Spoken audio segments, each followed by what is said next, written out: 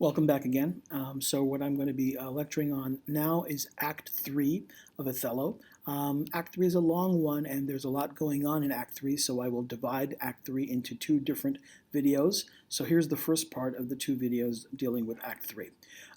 So as we remember from last time, Cassio had lost his position, and Iago had encouraged him to go to Desdemona and act as a go-between to try and get him his job back. And remember, it is Emilia who suggests to Desdemona, because of course Iago suggests to Emilia that Emilia should suggest to Desdemona that Desdemona try and get Cassio's job back. Remember, Iago never wants to get his own hands dirty. He always uses other people to try and do his bidding for him. He used Roderigo in Act 1 to try and rile up Brabantio, and then he uses Emilia to try and get Desdemona involved in a plea for Cassio's job back. Here's what Desdemona says to Emilia: "Do not doubt that. Before Emilia here, I give thee warrant of thy place. Assure thee, if I do vow a friendship, I'll perform it to the last article. My lord shall never rest. I'll watch him tame and talk him out of patience. His bed shall seem a school, his board a shrift. I'll intermingle everything he does with Cassio's suit. Therefore be merry, Cassio, for thy solicitor shall rather die than give thy cause away."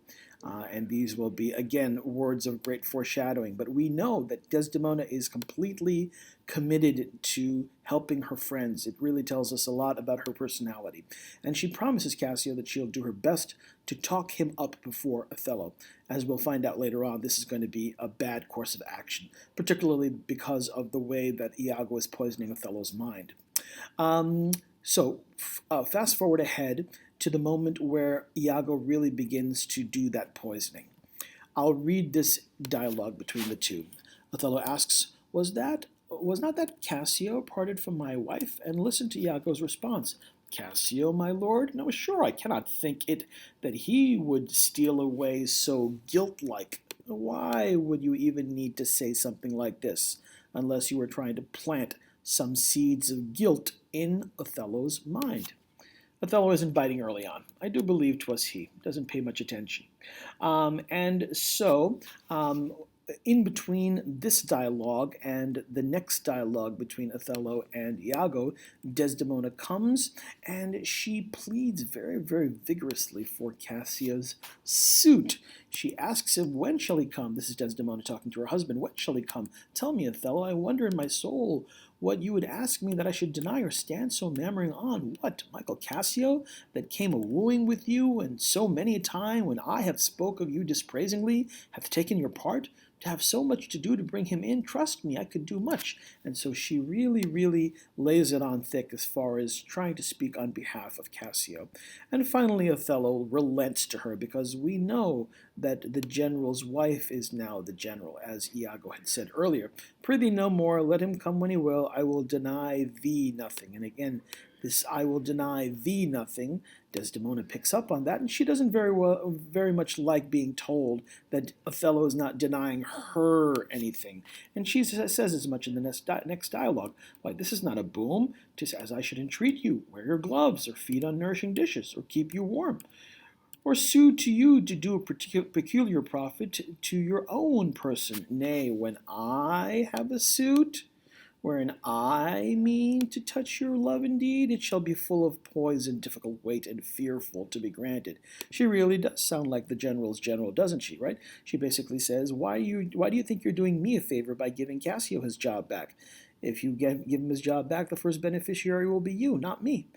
On the other hand, when it comes time for me to ask something for my own benefit, it won't be as easy as just giving somebody their job back. It shall be full of poise and difficult weight and fearful to be granted. Very clearly, the dynamic between Desdemona and Iago has changed, and that's one of the things that I asked you to think about, right? In what ways has the dynamic between Othello and Desdemona changed from Venice to Cyprus. And this is certainly one of the ways in which it is changed, right? She clearly has much more influence over Othello as his wife than she ever did as his fiancée or as his girlfriend. I will deny thee nothing, and Othello admits as much. I will deny thee nothing, whereon I do beseech thee. You can see who's in charge. I do beseech thee, grant me this to leave me, but a little to myself. And Othello says, I'm sorry, sweetheart, basically. And so, given the fact that Desdemona has an influence over Othello that she never had before, and that in fact Othello is willing to relent to her and to recognize the fact that she has a lot more power over him than she ever did before, do you think this has anything to do with the fact that Othello might be susceptible to some of the things that Iago will be telling him about Desdemona? That's a question for you to think about. Here is the dialogue between Iago and Othello. Did Michael Cassio, when you wooed my lady, know of your love? He asks Othello. He did, from first to last. Why do you ask? But for a satisfaction of my thought, no further harm. Why, what of thy thought, Iago? I did not think he had been acquainted with her. Oh, yes, and went between us very oft. This is very important. We find out here that Cassio went between Othello and Desdemona when they were courting. He was acting as a go-between, an intermediary. That's interesting. The very man who acts as an intermediary between Othello and Desdemona gets a promotion for a job that Iago felt that he was entitled to? Curious, right? Indeed, indeed. Discernest thou aught in that? Is he not honest? Othello asking, is not Cassio honest? Honest, my lord? Honest, aye, honest. My lord, for all I know, I think he's honest. What dost thou think? Othello asks him, think, my lord? And Othello picks up on his attitude. Think, my lord, by heaven, he echoes me, as if there were some monster in his thought too hideous to be shown. Thou dost mean something, I heard thee say even now. Thou likest it not, that, when Cassio left my wife. What didst not like? What was it that you didn't like when you saw Cassio leaving my wife? And then when I told thee he was of my counsel, in my whole course of wooing, thou criest indeed, and did contract and purse thy brows together, and as if thou hadst shut up in thy brain some horrible conceit. What are you holding back on me? If thou lovest me, show me thy thought. Othello wants access to Iago's thoughts, but remember what Iago said in Act 1, Scene 1. I will not wear my heart on my sleeve until I've gotten my particular ends. My lord, you know I love you. Again, he's feigning compassion and empathy because he knows that this is the most difficult thing to get past.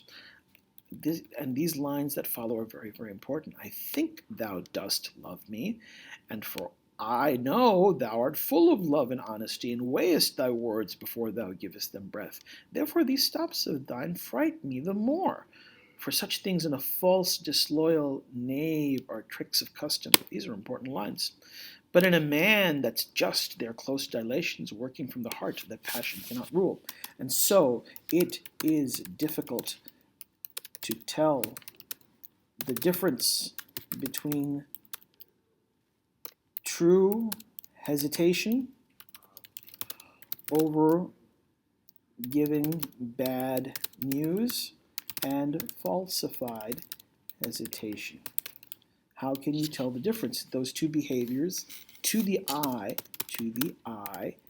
they appear identical. And so therein lies the difficulty in trusting the eye.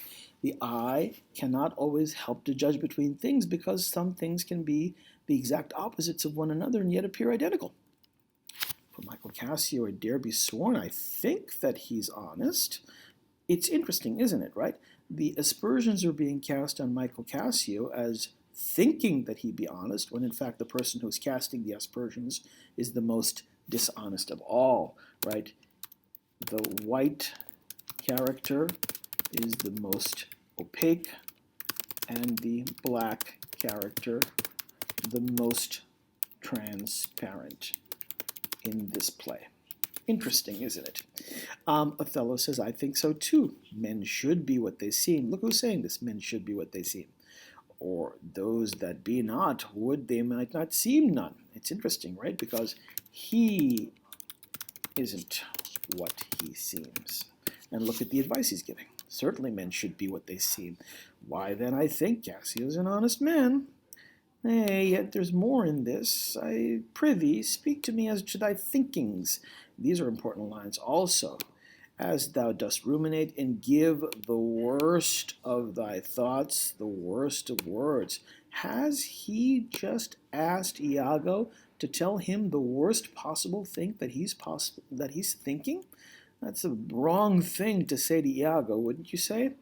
Good my lord, pardon me, though I'm bound to every act of duty. I'm not bound to that. All slaves are free to utter my thoughts.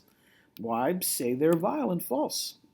As where's that palace whereinto false things sometimes intrude not? Who has a breast so pure, but some uncleanly apprehension keep leets and law days, and sessions sit with meditations lawful. And so he cautions Othello, are you sure you want the worst of my thoughts? They may not be that good. Thou dost conspire against thy friend Iago, if thou but thinkest him wrongest, if thou but thinkest him wronged, and makest his ear a stranger to thy thoughts. I do beseech you, though I perchance am vicious in my guess, as I confess it is my nature's plague to spy and do abuses. He's being absolutely honest, right? It is in his nature to spy and do abuses, and of my jealousy shapes faults that are not. He admits that sometimes I'm jealous and I make things into something that are not. That your wisdom yet, for one that so imperfectly conceits, would take no notice, nor build yourself a trouble out of his scattering and unsure observance. If it were not for your quiet, nor your good, nor for my manhood, honesty, or wisdom, to let you know my thoughts. And so he warns him, what dost thou mean? Good name in man and woman, dear my lord, is the immediate jewel of their souls. Who steals my purse steals trash. 'Tis something, nothing, 'twas mine, 'tis his, and has been slave to thousands. But he that filches from me my good name robs me of that which not enriches him and makes me poor indeed. And again, this is him laying the groundwork of suspicion. And Othello wonders, by heaven, I'll know thy thoughts. You cannot if my heart were in your hand. But again, it's not in his hand. Nor shall it while 'tis in my custody. Ha! And then Iago springs the words. Oh, beware, my lord of jealousy. This word is introduced by Iago, and indeed planted by him as well. Beware of jealousy. It is the green-eyed monster. I'm sure you guys have heard this expression before. Jealousy is the green-eyed monster which doth mock the meat it feeds on. That cuckold lives in bliss, who certain of his fate loves not his wronger, but oh, what damned minutes tells he over, who dotes yet doubts, suspects yet strongly loves. And this word jealousy has its effect. Oh, misery, Othello says. The seed has been planted, and apparently it's taken root as well.